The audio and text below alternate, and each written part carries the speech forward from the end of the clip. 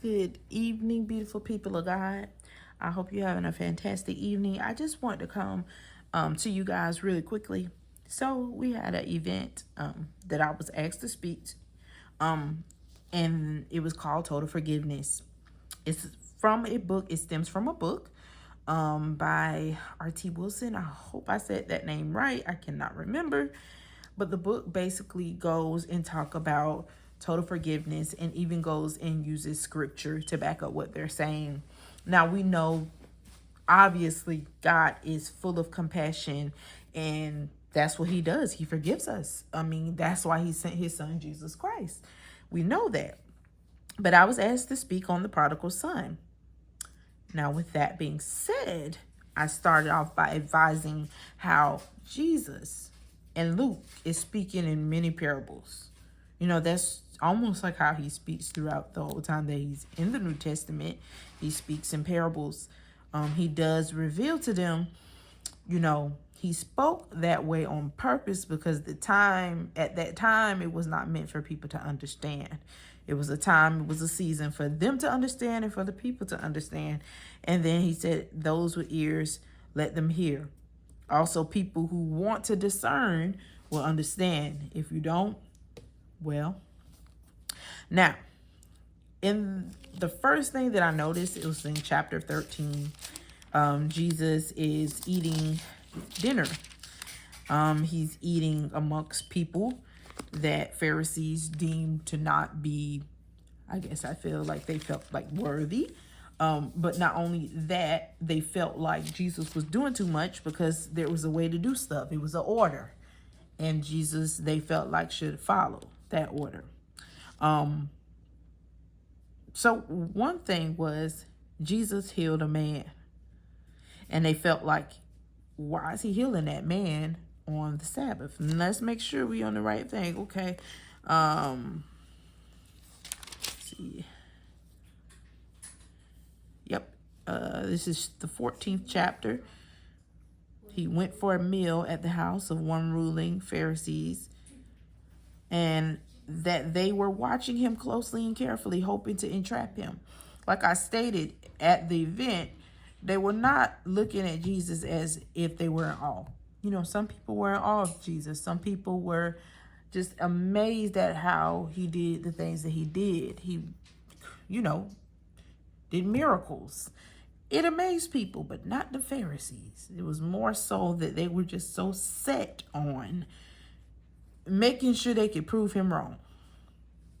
As you can see in my amplified version, it says, hoping to entrap him, is what it says. And there in front of him was a man who had dropsy, I probably said that wrong, extreme swelling. He does heal. Okay. So then Jesus continues on. He's in chapter 15. And then as you can see, it says the prodigal son. In different versions of the Bible, you won't always see the prodigal son. You'll see the lost son. And then as you read throughout, especially in the New King James Version, you'll see the prodigal son starting in verse 13. But here it doesn't say that, but it uses the meaning of the word. He wasted his fortune in reckless and immoral living, because that's what prodigal means. I say all that to say this. I'm the type of person that you'll say a word, I may not know what it means. I've heard it before. I've heard it in a sentence before, but then I'm like, dang, what does it actually mean? So a lot of times I will explain what a word means. You may know it, but somebody else may not. Okay? So with that being said, it's about it's about one son, really, the main character. But it's about a man who had two sons. Okay? One was younger, one was older. We know how it go. I explained to them that we all know how the younger sibling is. The younger sibling is a lot to deal with sometimes. The younger sibling is entitled. The younger sibling wants what they want, and they want it now. And they respond in a way that you, as the older sibling or the middle sibling, look at them and like, girl, what is you doing? Boy, what is you doing? What is wrong with you? Because my mama don't play that. But, well, this younger sibling approaches daddy inappropriately. That's what it says here. However, it makes me wonder, the way he approached him wasn't in a respectful manner, is what I see. He approached him in a way as if like he's just any old body. Hey, I want my inheritance. Give it to me now. It was okay for that to happen in those times where they can get their inheritance before their parent passed away. So his father, being the kind father that he is, because I can tell you right now, my kid's father was not going to give it to him. But this particular father said, okay, yes. Now, if you don't get it by now, the father here represents God. Okay? This is a parable. Okay? The son who is lost represents people lost in the world. They don't know any better. Some theologians would say they represent the Gentiles. And then there's another son who is older, somewhat bitter, because he's there with the father. He's helping with his farm or his land, and he's doing everything he's supposed to do to being with his father. He didn't ask for his money up front. He didn't ask for the money. He probably wanted, but he didn't ask for it because he felt like, hey, who am I to go ask my daddy for the money up front? That's rude.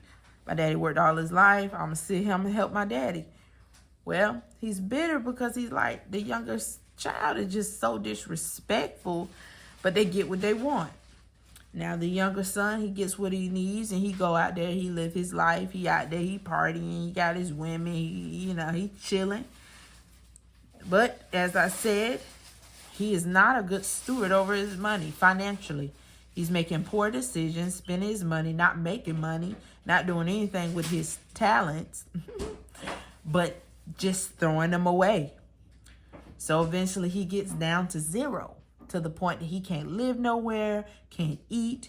So then he forces himself among somebody in the city that he was in to like help out, because he just needs something. He needs food.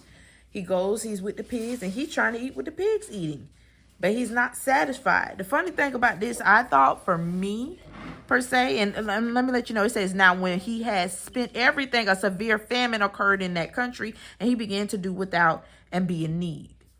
So he spent everything, and then it was a famine. So he probably was going to need some money to even get food anyway, or to do anything anyway.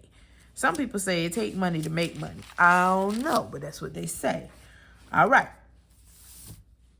So he's in there, and it says in verse 16, he had gladly eaten the carob pods that the pigs were eating, but they could not satisfy his hunger. They didn't say anything about it being nasty. It just said it couldn't satisfy his hunger. I don't know if that's what they were trying to say in so many words, that he just didn't like it. But he said it did not satisfy his hunger, and no one was giving him anything. No one was giving anything to him. So then it says, when he finally came to his senses, when he finally realized that his father was the only way, because that was it. He was down to zero. Nobody else to help him. Not his friends, not the people he spent the money with, not the women he spent his money with, but his father. He thought about it. He said, you know what? My father got workers, and he treat them better than this. What am I doing? I know if I go back to my father, if I even just become a worker, then I'm set. Bump everything else. He ain't even got to let me be his son for real. Like, if I just be a worker for him and he treat me half as good as he treat his workers, I am good, right? Okay. So he goes back to his father's house, and his father notices him from afar. I thought that was interesting. I thought that was, somewhat something we should pay attention to. It says, I will get up and go to my father's house and say to him, Father, I have sinned against heaven and in your sight. This is us when we repent. We are repentive. We know we have sinned, and we are examining ourselves at this point. He says, I'm no longer worthy to be called your son. Just treat me like one of your hired men. So he got up and came to his father, but while he was still a long way off, God knows your heart. He knows your spirit. He knows your mind. When he sees that you really are repentive and really ready to turn away from your wicked ways, he sees you from a mile away. So what does his father do? Like our father does to us? He was moved with compassion for him and ran and embraced him and kissed him. We so nasty. We do so many things that disappoints God. But when we make a conscious decision to come back to him, do you know how happy God is to see us do that? Nothing else matters except for that situation, that moment. And then the son said to his father, Father, I have sinned against heaven and in your sight. I'm no longer worthy to be called your son. But his father said to his servants, quickly bring out the best robes. He ain't even listening to what he's saying. He's like, go get the best, get this, get that. This my son, we finna turn up. They do all of that for the one son that came back. He didn't come back with riches. He didn't come back with anything. But he came back with nothing. And his father was extremely happy to see him. Now we're going to skip over to the other son and say, now the older son was in the field. So he's still working out there for his father now. They about to have a party. He don't even know what's going on. He returned and approached the house and he heard music and dance. He's like, what is all this noise? I'm out here working. Y'all being loud and stuff. What is...